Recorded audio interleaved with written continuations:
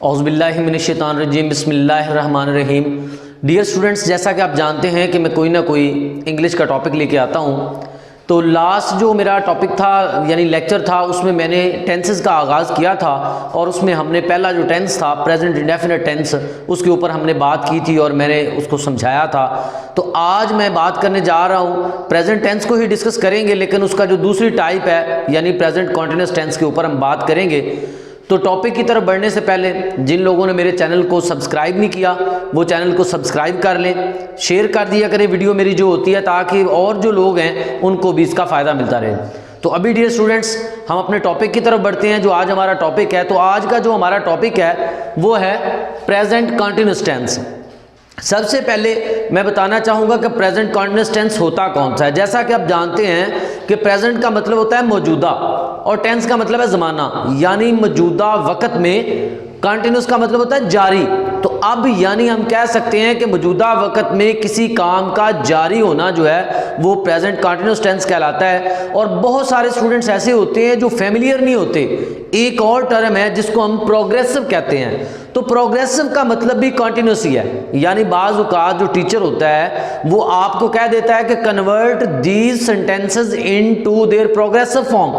तो स्टूडेंट्स जो हैं बहुत सारे उनको पता नहीं होता कि अब जो प्रोग्रेसिव फॉर्म है वो कौन सी है। तो बेटा progressive form is also called continuous form. तो अब इसका जो फार्मूला है, सबसे पहले हम फार्मूला को देखेंगे, यानी इसका फार्मूला क्या है। तो जैसा कि आप जानते हैं बहुत सारे जो स्टूडेंट्स हैं और बहुत सारे लोग जो हैं वो फेमिलियर हैं कि सब्जेक्ट होता है और हेल्पिंग वर्ब जो होता है प्रेजेंट कॉन्टिन्यूस टेंस के अंदर वो इज एम आर यूज होता है। इसके बाद जो है फर्स्ट वर्ब लगाई जाती है और उसके साथ हम आईएनजी का इजाफा करते हैं और उसके बाद जो है ऑब्जेक्ट लगाया जाता है।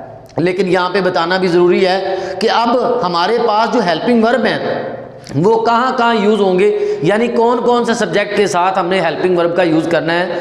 तो ही, शी, इट, या अगर कोई सिंगल नाउन आ जाता है तो उसके साथ बेटा हमने हेल्पिंग वर्ब जो है वो हमने लगाना होता है इज।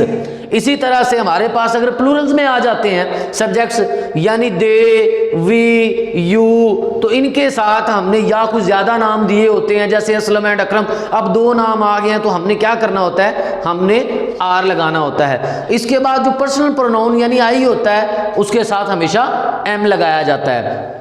तो अब हम सिंपल जो सेंटेंसेस होते हैं प्रेजेंट कॉन्टिन्यूस टेंस के या प्रोग्रेसिव टेंस के, उनकी एग्जांपल को देखते हैं। तो सबसे पहले मेरे पास बेटा एग्जांपल है शी इज गोइंग टू बाजार।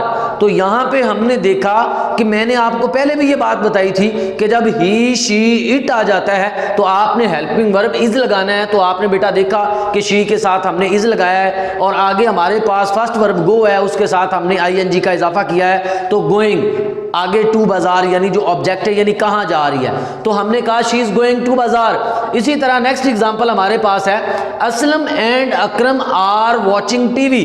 तो यहाँ पे देखा कि अब प्लूरल्स हैं यानी दो नाम आ गए हैं। तो मैंने आपको बताया फार्मूले के अकॉर्डिंग कि अगर प्लूरल्स आ जाते हैं यानी वी आ जाए, दे आ जाए, यू आ जाए या ज्यादा नाम आ जाए, जैसा कि इस सेंटेंस के अंदर असलम एंड अकरम दो नाम आए हुए हैं, तो फिर बेटा हमने हेल्पिंग वर्ब जो है वो हमने आर लगाना होता है। तो हमने यहाँ पे आर लगाया, Aslam and Akram are watching TV. Aslam और अकरम टीवी देख रहे हैं। और इस टेंस में मैंने, जैसा कि आपको पहले भी पता है और बहुत सारे स्टूडेंट्स फेमिलियर हैं, इस टेंस की जो पहचान होती है वो यही है कि फिक्रा के आखिर पर रहा है, रही है, रहे हैं वगैरह आता है। और ये अंडरस्टूड सी बात है कि जब भी कोई सेंटेंस आपको उर्दू में दिया जाता है फिक्रा के आखिर पर रहा है, रही है, रहे हैं वगैरह आ जाए तो आपने ये कंसीडर कर लेना है कि ये प्रेजेंट कॉन्टिन्यूस टेंस से ही बिलोंग करता है और यही इसकी आइडेंटिफिकेशन है। इसके बाद हमने बात की सिंपल सेंटेंसेस की, उसके बाद हमारे पास है नेगेटिव सेंटेंस। तो बेटा नेगेटिव सेंटेंस बनाते वक्त सिंपल फार्मूला है। अगर हम इसके फार्मूले की बात करते हैं, सब्जेक्ट होता है, उसी तरह से हेल्पिंग वर्ब लगाया जाता है, लेकिन हेल्पिंग वर्ब के बाद आपने जब नेगेटिव सेंटेंसेस बनाने होते हैं तो आपने नॉट लगाना होता है। उसके बाद एज इट इज आपके पास फॉर्म ऑफ वर्ब जो है वो फर्स्ट फॉर्म ऑफ वर्ब लगेगी और उसके साथ आपने आईएनजी का इजाफा कर देना है। और बाकी चीज़ों का आपको ऑलरेडी पता है फार्मूला के अकॉर्डिंग। जो सिंपल सेंटेंसेस के अंदर भी हमने बात की कि अगर तो ही, शी, इट या सिंगल नाउन है तो आपने इज नॉट लगाना है, और अगर आपके पास प्लूरल्स हैं तो आपने आर नॉट लगाना है, और इसी तरह से आई होगा तो आपने एम नॉट लगाना है। तो अब नेगेटिव सेंटेंस की हम बात कर रहे हैं तो यहां पे इसकी एग्जांपल्स को अगर देख is not ploughing in the fields, किसान खेतों में हल नहीं चला रहा है। तो ये तो हमें पता चल रहा कि एंड पे रहा है आ गया, लेकिन हमें ये भी समझ आ गई कि फार्मर जो है वो एक है, तो हमने हेल्पिंग वर्ब जो है वो जैसा कि सिंगुलर नाउन के साथ हमने इज की बात की है तो हमने इज लगाना है, और हेल्पिंग वर्ब के बाद नेगेटिव बनाते वक्त हमने नॉट लगाना होता है, तो हमने नॉट पुट किया, farmer is not ploughing in the fields.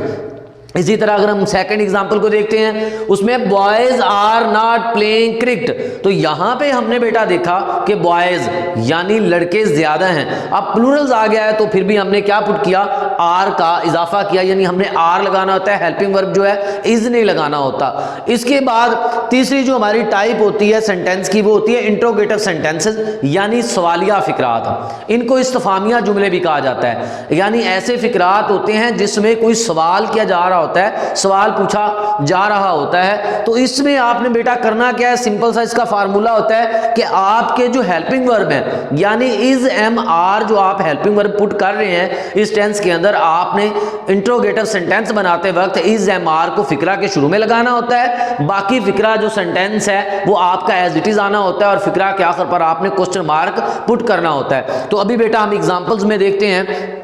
हमारे पास फर्स्ट एग्जांपल है, are boys doing their school work, कि क्या लड़के अपने स्कूल का काम कर रहे हैं। यहां पे हमें बात समझ आ गई कि ज्यादा लड़के हैं अपना स्कूल का काम कर रहे हैं, ये भी पता चल गया कि रहा है, रही है, रहे हैं आ गया, और ये प्रेजेंट कंटिन्यूअस टेंस से ही यानी प्रोग्रेसिव टेंस से ही बिलोंग कर रहा है। तो हमने क्या किया कि हेल्पिंग वर्ब जो है ज्यादा लोगों के लिए, प्लूरल के लिए हमने आर लगाना होता है, तो हमने आर को शुरू में लगाया, are boys doing their school work. इसके बाद नेक्स्ट जो एग्जांपल है वो है, is cobbler mending the shoes, कि क्या मोची जूता मरम्मत कर रहा है। तो यहां पे हमने देखा कि मोची भी एक है, एक पर्सन की बात की जा रही है, सिंगुलर नाउन की बात की जा रही है। तो हमने जो हेल्पिंग वर्ब है, जैसा कि हमने बात की फार्मूला के अकॉर्डिंग कि अगर ही शी इट या सिंगल नाउन होगा तो हमने इज लगाना है, तो यहां पे हम जो हेल्पिंग वर्ब इज है उसको फिक्रा के शुरू में बेटा ले जाएंगे और फिक्रा के आखिर पर आप क्वेश्चन मार्क लगा देंगे। तो ये सारा जो आज मैंने आपको बताया ये प्रेजेंट कंटिन्यूअस टेंस के बारे में था, और उम्मीद करता हूं कि मेरी आज वाली वीडियो आपको पसंद आ गई होगी। ऐसी बहुत सारी वीडियोस को देखने के लिए मेरे चैनल को लाइक करें, सब्सक्राइब करें, आने वाली जितनी भी वीडियोस हैं ताकि वो आपको मिलती रहें। अल्लाह हाफिज।